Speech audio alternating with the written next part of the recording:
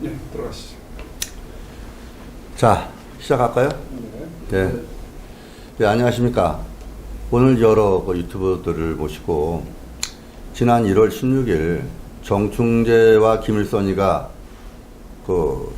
돌아온 무법자처럼 또 다시 등장을 6개월 만에 해서, 그래서 또 말도 안 되는 황당무계한 얘기를 또 참 깜짝 놀랐습니다. 제가 국세청 고위간부가 요새 신재민 씨가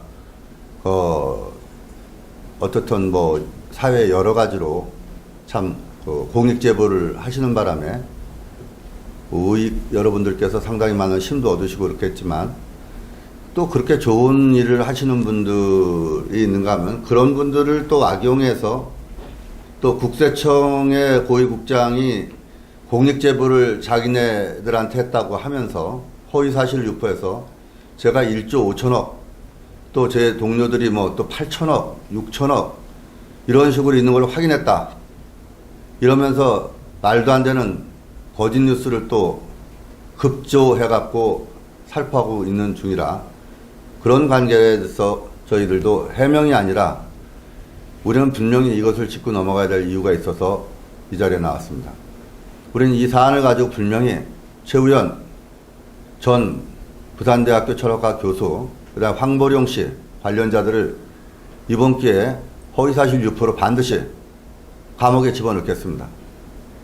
이런 문제는 우파를 분열하는 가장 좌파보다도 더 나쁜 악질적이고, 그리고 국민들에게 정확한 정보를 줘야지 적과 싸워도 이기는 거고, 이런 허위사실을 계속 적시해서 상대한테 분노만 일으켜갖고 감정을 끝까지 끌어올려서 결국 많은 우매한 애국 우파들이 나락으로 떨어지는 그런 일들을 이들은 밥 먹듯이 양심의 가책도 없이 이렇게 해나가고 있는 것에 대해서 굉장히 우려스럽고 당황스럽고, 그리고 이런 문제는 발본색원에서 처단해야겠다는 것이 제 소신입니다.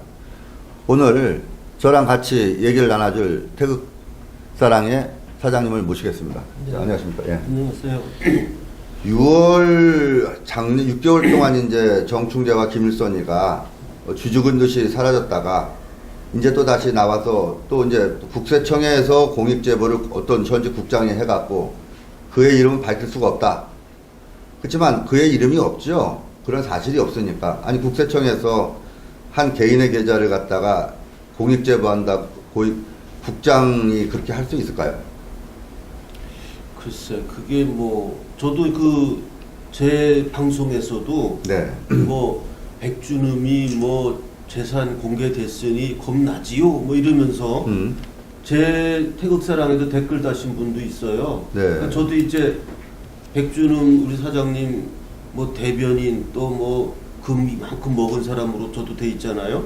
그들 볼 때는 금주 좀 드신 것 같아요. 네, 저도. 그러니까 저도 그래서 차라리 그러면 좋겠다. 네? 차라리 그랬으면은 금이라도 생길 텐데. 저도 댓글 올라오는 거 제가 얼마 전에 또 방송 하나 올렸더니 댓글 올라오는 거 보면 태극사랑 너도 이제 끝장이다.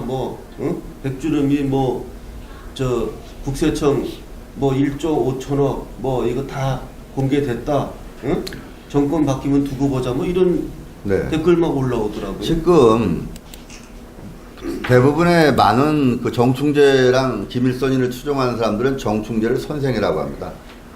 의인, 선생. 예. 나는 김대중 선생님만 선생으로 다닐 때까지 알고 있었는데, 이분도 선생이라고 그러더라고요. 근데 저 뒤에 십자가 보이지 않습니까?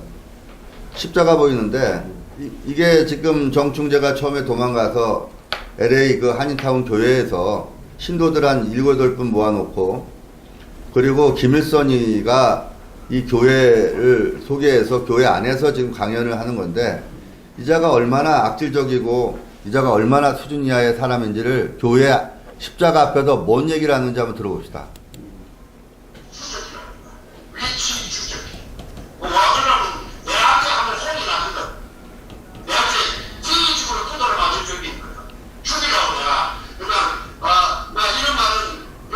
시청자들이 많은데 내가 솔직히 이야기합니다. 그러나 정신 턱이 있으면 그거 잘해버리는 수준이에요. 그런데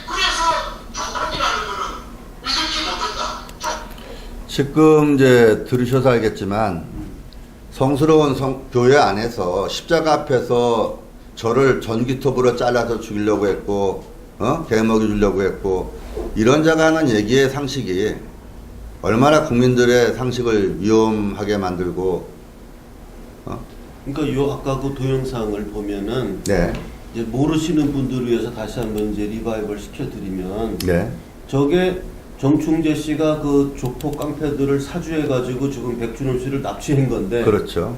오히려 그 조폭이나 깡패들이 백준원 사장님 얘기를 들어보니까 아, 이 사람 말이 맞고 저 사람 말이 틀리구나 이렇게 돼서 역전된 그 스토리 얘기하는 거 아니겠어요? 바로 그렇습니다. 네. 예를 들어서 이자가 가장 무서워하는 게 뭐냐면 문현동에 그 지하에 들어가는 겁니다. 왜냐? 그러면 그건 명명백백하게 허위 사실이 드러나니까 맨날 들어가자라고 큰 소리 맞추고 변죽만 울리면서 막상 들어가자 그러면 도망가고 안 나타납니다. 그거에 대한 증거를 단 2초문 전 될 수가 있습니다. 보십시오. 여기 보시면은 SBS 2005년에 100만 불의 미스터리에 제가 나온 겁니다. 자, 보시죠. 당장 내일이라도 백준흠 씨가 돈을 댄다는데 당신하고 둘 다 물을 다 풀 때까지 같이 있자 그러더라. 조건은 그거다. 우리는 전문가를 안 부를 테니까. 나는 전문가를 안 부를 테니까 네가 원하는 전문가 다 불러와라. 그것이 가짜인지 진짜인지 날짜 잡으라 그러세요. 수갑 차고 같이 들어가자 그러세요.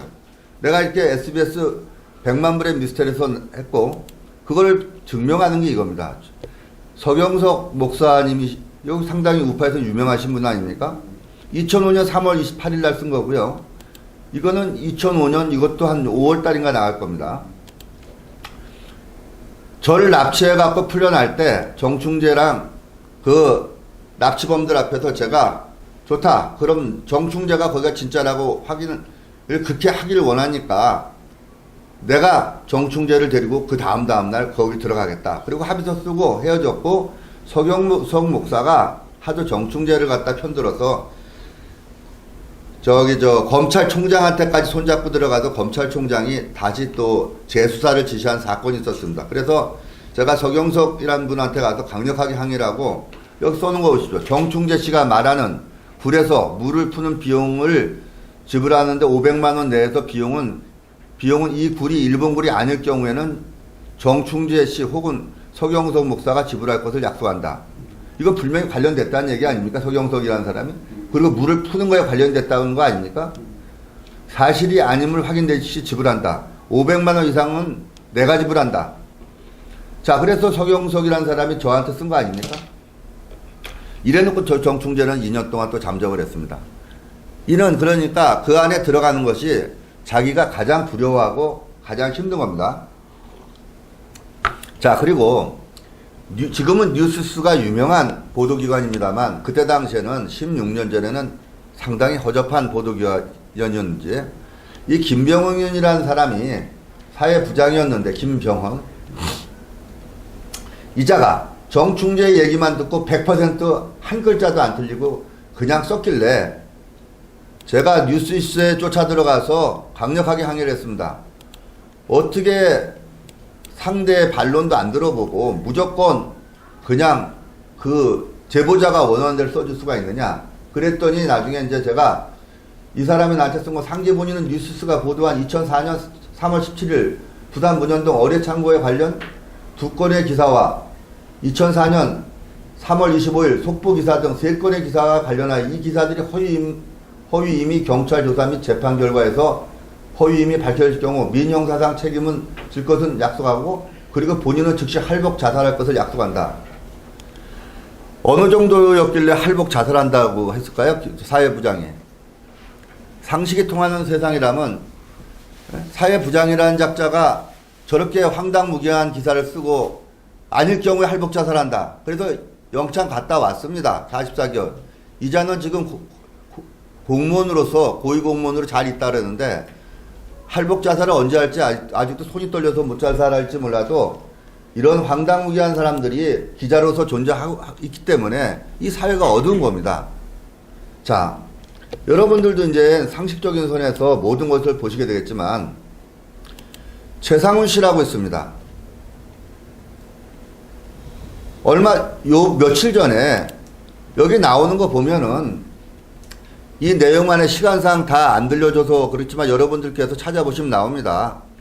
최우연이라는 사람한테 최상훈 씨가 전화 와서 7분 정도를 살해를 하겠다 가진 욕설을 다 했다. 그리고 끊었다고 합니다.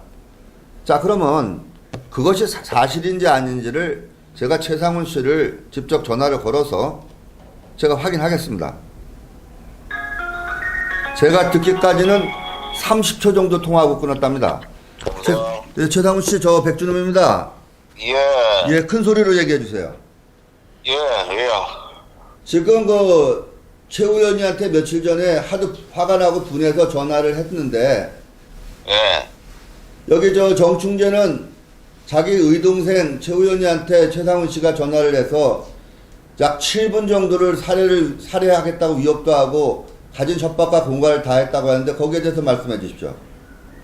그 두 사람 다 정신 나간 사람들 아니요. 왜냐하면은 그 계속 아직까지 유튜브 상에 그 떠돌고 있더라고.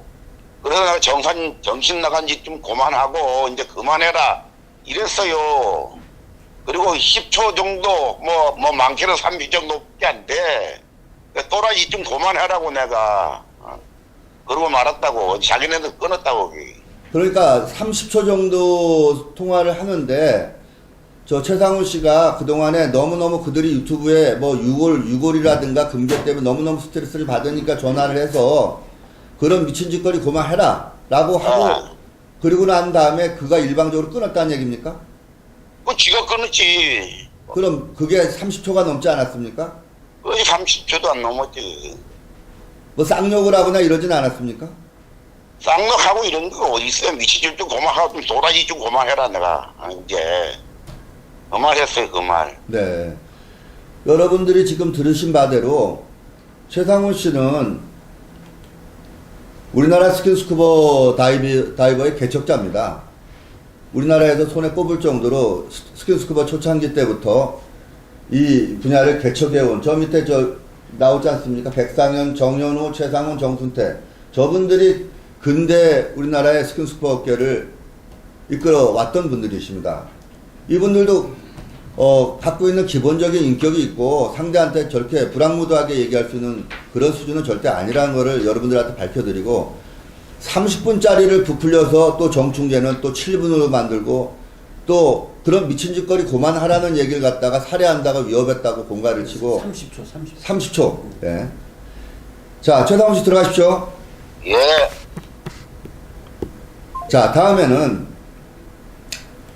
이 내용의 끝부분을 보면 백준음이가 어뢰공장에서 나오는 수은이 상당히 이제 그 독성을 제거해서 그런지 좋아갖고 그 수은을 갖다가 화장품 원료로 대기업에 조 단위가 넘는 계약을 했다. 라는 식으로 해갖고 그 제보자가 있다. 제보자가 누구냐? 바로 이 김영범이라는 분입니다. 바로 이분이신데 얼마나 추잡한 놈들인지 그분의 명함까지 카메라 갖다 들여다 대고 이런 말도 안 되는 미친 짓을 합니다. 그래서 제가 김영범이라는 분한테 물었습니다. 직접 말씀드리기 전에 직접 제가 여쭙겠습니다.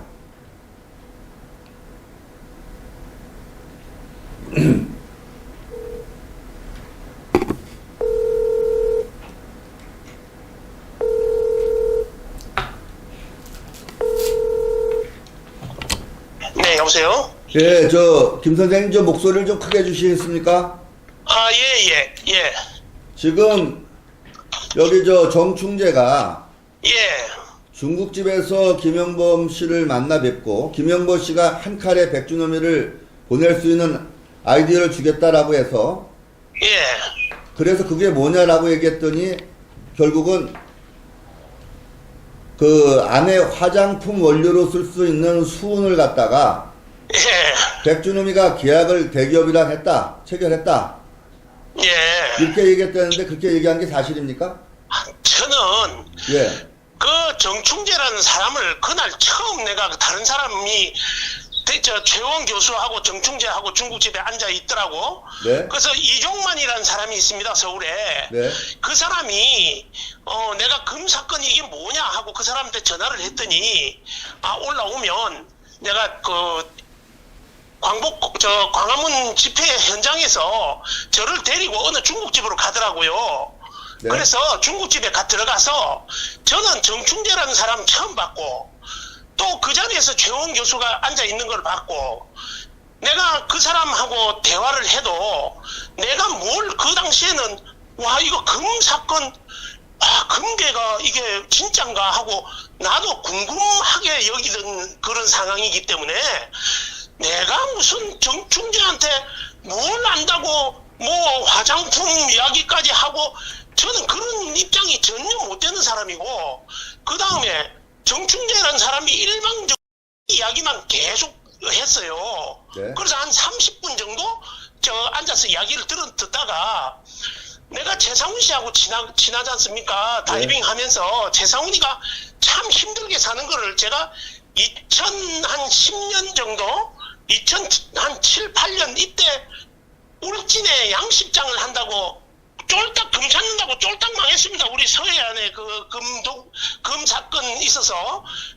서해안에 물속에서 군산 앞바다에 잠수한다고 최상훈 씨하고 같이 헤매다가 이 친구가 쫄딱 망해가지고 먹고 살 길이 없어서 울진에 올라가서 잠수하고 살았다고요. 네. 그때 양식장 할 때 제가 도와준다고 올라갔는데 그때 최상훈 씨가 저한테 뭐라고 이야기하냐면 문현동에 이렇게 해가지고 백준흠 씨하고 정충재한테 사기를 당해가지고 홀딱 망했다는 소리를 그때 나한테 나하고 한 달 동안 같이 생활을 하다 보니까 그때 이야기 들은 게 있어서 내가 정충재 씨한테 그 이야기를 했지.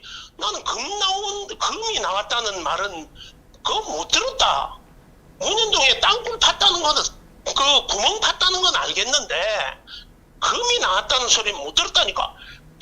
이 사람이 화를 푹 내면서 목소리도 엄청 크잖아요. 화를 푹 당신이 뭘 하냐면서 막 고함을 팍 지르는 거야. 그래서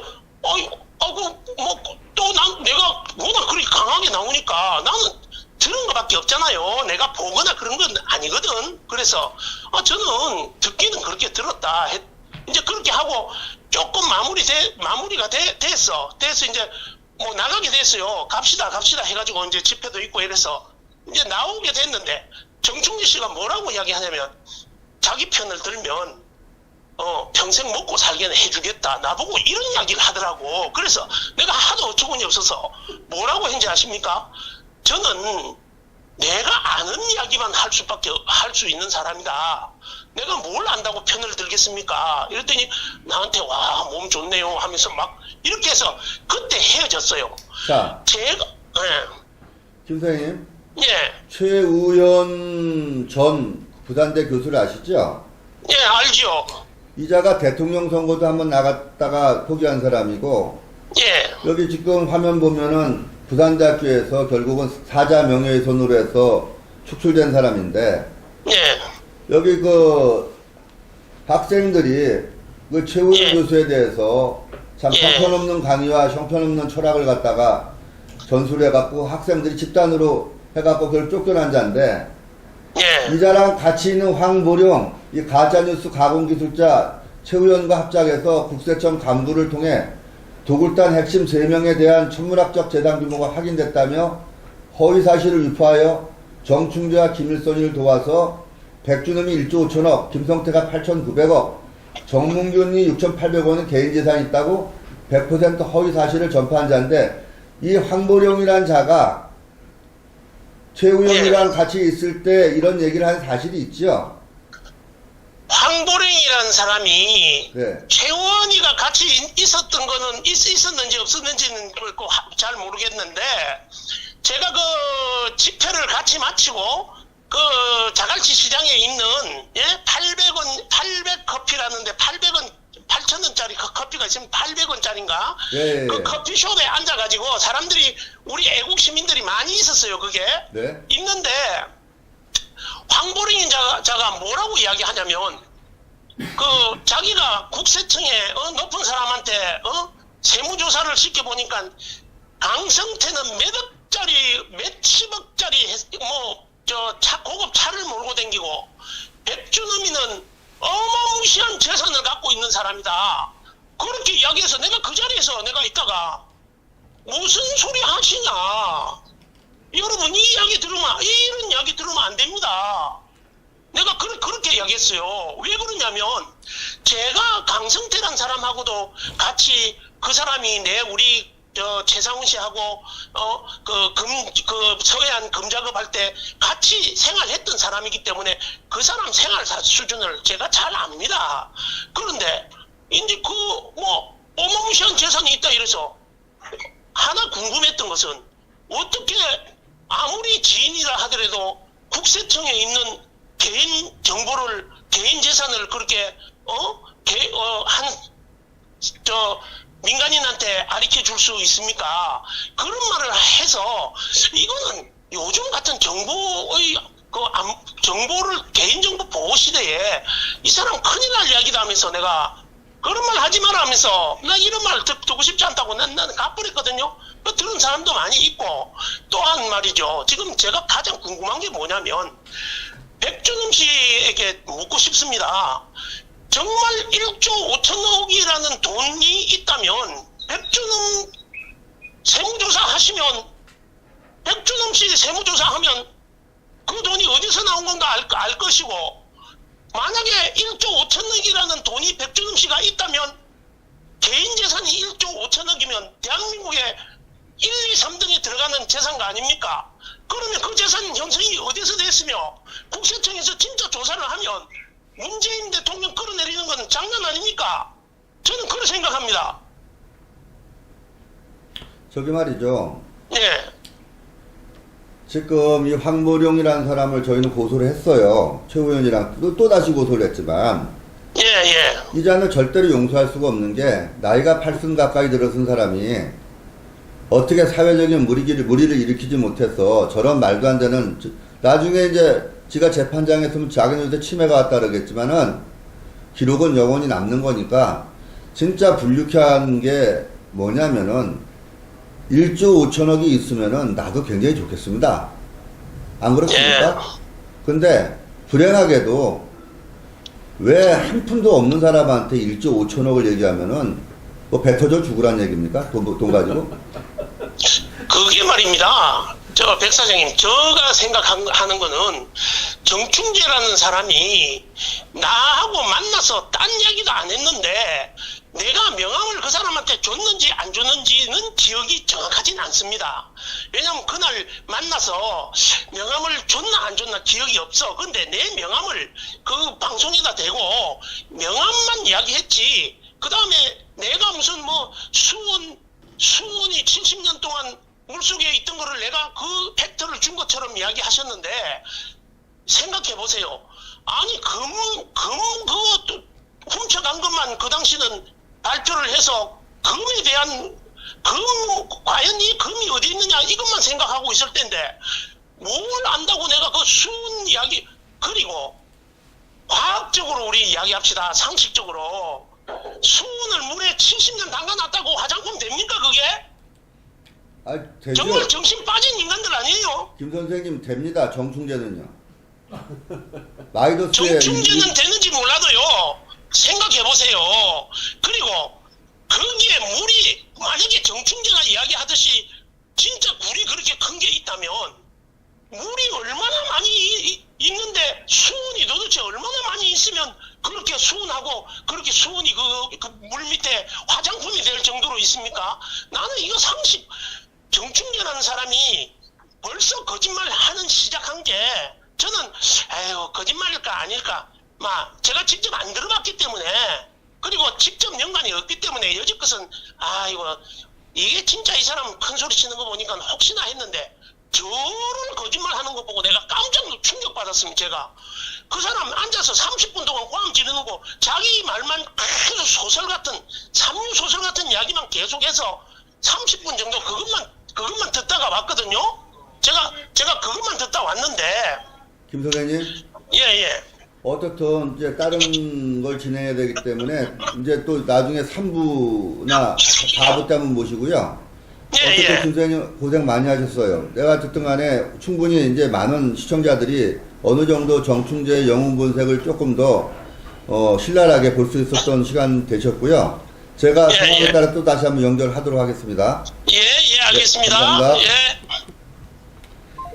여러분들도 지금 여기 보시지만 수은은 과거에 예전에 뭐 진시황 때부터 쓰기도 했었습니다. 그렇지만 사실은 그 미나마다병이라고 그 일본의 미나마다 지방이라고 있습니다. 거기에 이제 그 연어들이 이렇게 쫙 또 강을 거슬러 올라오는데 어느 날 그제 연어들이 막 이제 이게 막 힘이 없어갖고 다 죽어가니까 고양이들이 연어들도 사람들이 이제 그 뭡니까 바다 어귀에서 연어들도 뭐 힘이 없어 죽어가니까 잡아다 먹고 사람이 또 고양이들도 또 막 이렇게 고기들이 힘이 없으니까 잡아 먹고 했는데 어느 날 그 미나마다 지방에서 고양이들이 한나라한시에 다 절벽에 뛰어내려서 죽었습니다. 그걸 연구하는 과정에서 사람들도 막 이제 손이 막 비틀어지고 몸도 비틀어지고 그 유명한 지금부터 한 40년 전에 일본이 근대된 시점에서 강 하천에다가 많은 중금속을 배출한 결과가 그 미나마다 병이라고 유명한 병이 있습니다. 이따이 그게 바로 이따이 병인데 아프다 이런 뜻입니다. 일본 말로는. 아프다. 예, 온 삭신이 안 아픈 데가 없죠. 수은이 들어가거나 중금속 들어가면. 그런데 아무리 제가 몰상식하고 무식하기로 했으니 수은을 갖다가 화장품 원료로 뭐 조단위를 받고 계약을 했다? 그걸 조금 아까 이 김영범 씨가 그렇게 자기한테 제보했다? 갖다 대놓고 저 사람은 하도 황당무계하니까 말을 지금 왔다 갔다 하시는데요.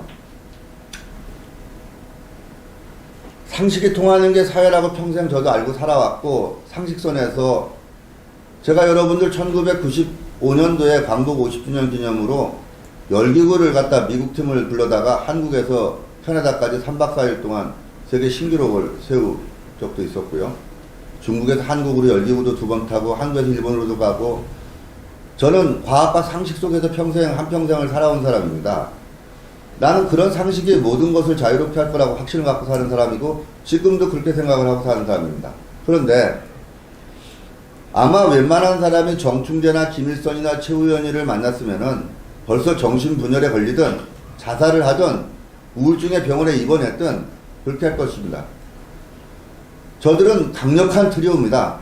아무 누구도 말릴 수 없는 정도의 이빨과 뻔뻔함과 몰상식과 모렴치를 갖고 있는 사람들인데 그런 것도 통하는 사람이 있고 안 통하는 사람이 있는 겁니다. 여기 여러분들 보시다시피 이런 화장품의 원료 그거는 흔히 여러분들 화날 때 이런 얘기 하시죠. 개가 풀 뜯어먹는 소리다. 그런 건 아예 염두에 두지도 마십시오. 자, 여기 보시면 이제 여러분들 요 방송 내용에 SBS 궁금한 이야기 Y란 프로그램입니다. 여기 보십시오.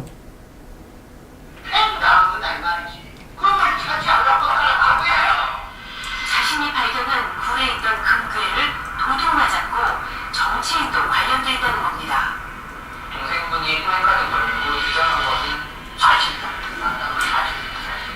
저는 아무 며칠 한국에서 금을 사고 치고 그 금이 홍콩에서 주문해가지고 한국으로 그 돈을 흘러갔는데 아마도 정치 자금으로 흘러갔던 한국 같다.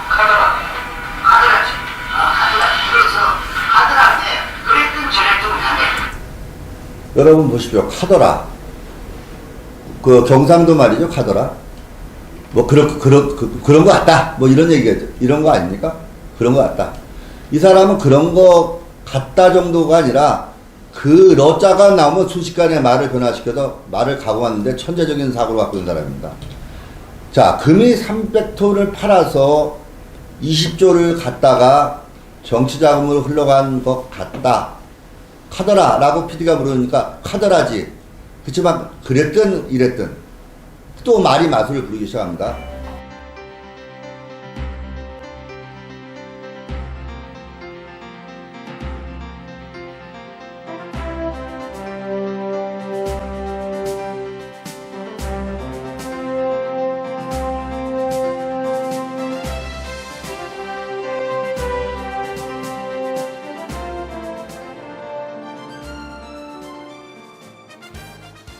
반드시 꼭 나와야 합니다.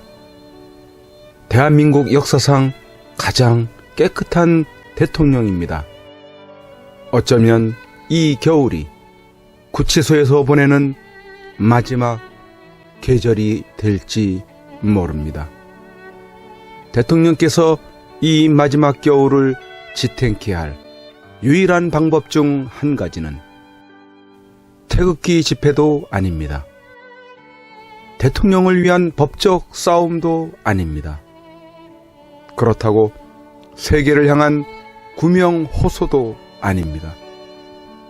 그 유일한 방법은 엽서 편지 보내기입니다. 대통령은 수많은 국민들이 보내주는 엽서 편지를 통해서만이 힘을 얻고 계시게 될 것입니다. 그 엽서 편지들은 대통령을 더욱 강하게 할, 그리고 국민을 위해서 자신이 살아남아야 한다는 이유들을 발견하실 것이기 때문입니다. 여러분, 함께 해 주십시오. 이 겨울을 넉넉히 견디시게 할 여러분들의 따뜻한 격려와 위로의 마음이 전달되게 해 주십시오. 매일같이 산더미처럼 전달되어지는 여러분들의 엽서 편지들을 통해 대통령께 막바지 생기를 불어넣어 드리십시오.